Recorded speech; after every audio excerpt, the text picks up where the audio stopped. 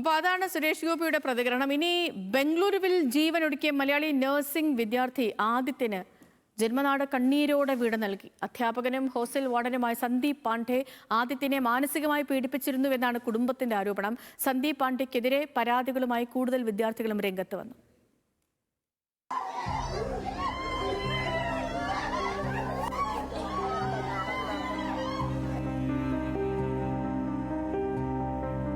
Anjarakandy dental കോളേജിലെ നിതിൻ രാജിന്റെ മരണത്തിന്റെ നടുക്കം വിട്ടുമാറും മുൻപാണ് ബംഗളൂരുവിൽ നിന്നും മലയാളി നഴ്സിംഗ് വിദ്യാർത്ഥി ആദിത്യന്റെ വിയോഗ വാർത്തയും എത്തുന്നത്.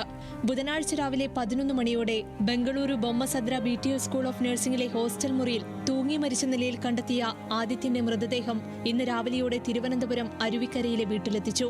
ആദിത്യന്റെ അപ്രതീക്ഷിത വിയോഗം ഉൾക്കൊള്ളാനാകാതെ കുടുംബവും സുഹൃത്തുക്കളും വിങ്ങിപ്പൊട്ടി.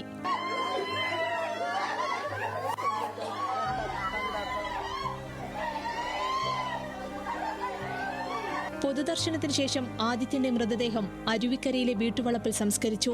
കോളേജ് അധ്യാപകൻ സന്ദീപ് പാണ്ഡെ മകനെ മാനസികമായി പീഡിപ്പിച്ചിരുന്നുവെന്നാണ് ആദിത്യന്റെ കുടുംബത്തിന്റെ ആരോപണം. അവിടുത്തെ കുട്ടികൾ പറഞ്ഞത് ഒരു സന്ദീപ് പാണ്ഡെ എന്ന് പറഞ്ഞൊരു അധ്യാപകന്റെ പേരാണ് പറഞ്ഞത്.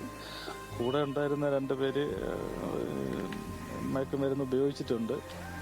അതിൽ എൻ്റെ മോനെയും കൂടെ അതിൽ ഉൾപ്പെടുത്തി ഈ സന്ദീപ് പാണ്ഡെ എന്ന് പറയുന്ന സാറ് മറ്റുള്ള പെൺകുട്ടിയുടെ മുമ്പിൽ വെച്ച് ഇവനും കൂടെ അത് ഉപയോഗിച്ചിട്ടുണ്ടെന്നും പറഞ്ഞുകൊണ്ട് ഇൻസൾട്ട് ചെയ്തത്. മരണത്തിൽ ദുരൂഹതയുണ്ടെന്നും ആദിത്യന് അപകടം പറ്റിയെന്ന് മാത്രമാണ് കോളേജിൽ നിന്ന് അറിയിച്ചതെന്നും സഹോദരൻ പറഞ്ഞു. അവന്റെ കൂടെയുള്ള എല്ലാ കുട്ടികളും പറഞ്ഞു ആദ്യം അങ്ങനെ ഒരിക്കലും ചെയ്യില്ല എന്ന് അവർക്ക് ഉറപ്പായിരുന്നു. എന്നിട്ട് ഇത് കഴിഞ്ഞിട്ട് സാറ് മാറ്റി നിർത്തിയിട്ട് പറഞ്ഞു ആദ്യം നീ ചെയ്യൂലെന്ന് അറിയാം, പക്ഷേ ചെയ്യുന്നവരെ ഞങ്ങൾക്ക് കാണിച്ചു തരണം, നീ കാണിച്ചു തന്നേ പറ്റുള്ളൂ എന്ന് പറഞ്ഞിട്ട് അവനെ നല്ലപോലെ ഹരാസ് ചെയ്യുന്നുണ്ടായിരുന്നു. 20 കൂടുതൽ കുട്ടികൾ എനിക്ക് മെസ്സേജ് ഇട്ടു, ചേട്ടാ ആദ്യയുടെ ഫ്രണ്ട്സാണ്, ആദ്യയുടെ കൂടെ പഠിച്ചതാണ്, ആദ്യയുടെ പഠിച്ചിരുന്നവരാണ്. അവിടുന്ന് ഈ സന്ദീപ് എന്ന് പറഞ്ഞ പുള്ളിക്കാരൻ്റെ ടോർച്ചർ സഹിക്കാതെ ഡ്രോപ്പ് ഔട്ട് ആയി പോയവരെ എനിക്ക് മെസ്സേജ് ഇട്ടിട്ടുണ്ടായിരുന്നു. അപ്പോൾ ഞാൻ ഇങ്ങനെ കാര്യങ്ങൾ അന്വേഷിച്ചെന്ന് പറഞ്ഞ് ഇയാളുടെ സ്ഥിരം പരിപാടി തന്നെയാണ്. ഒരു കുട്ടിയെ ടാർഗറ്റ് ചെയ്തിട്ട് എന്താ പറയുക, ഇതുപോലെ ഈ കാര്യം തന്നെയാണ്, സെയിം കാര്യം തന്നെ പറയുന്നത്, നിങ്ങൾ ഇങ്ങനെ ഡ്രഗ്സ് യൂസ് ചെയ്ത് കണ്ടുപിടിച്ചെന്നില്ലെങ്കിൽ അടിക്കുന്നത്. എന്നിട്ട് അതിലുള്ള ഒരു കുട്ടി എനിക്ക് അയാൾ അടിച്ച ഫോട്ടോ എനിക്ക് കിട്ടിയിട്ടുണ്ടായിരുന്നു. അതിനിടെ അധ്യാപകനായ സന്ദീപ് പാണ്ഡെയിലേക്ക് സംശയമുന്ന നീളുന്ന വിദ്യാർത്ഥികളുടെ ശബ്ദരേഖയും പുറത്തുവന്നു.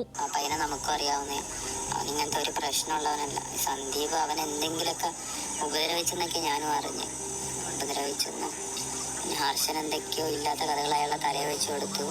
ആളുടെ പേരിൽ കഞ്ചാവ് കേസിട്ട് കൊടുത്ത് ഇനി ഇവിടെ നിൽക്കാൻ പറ്റത്തില്ല, നാട്ടിൽ പോവാ, ആ രീതിക്ക് അയാൾ സംസാരിച്ച് അവനാ പയ്യനെ അങ്ങനെയാ ടോർച്ചർ ചെയ്ത്.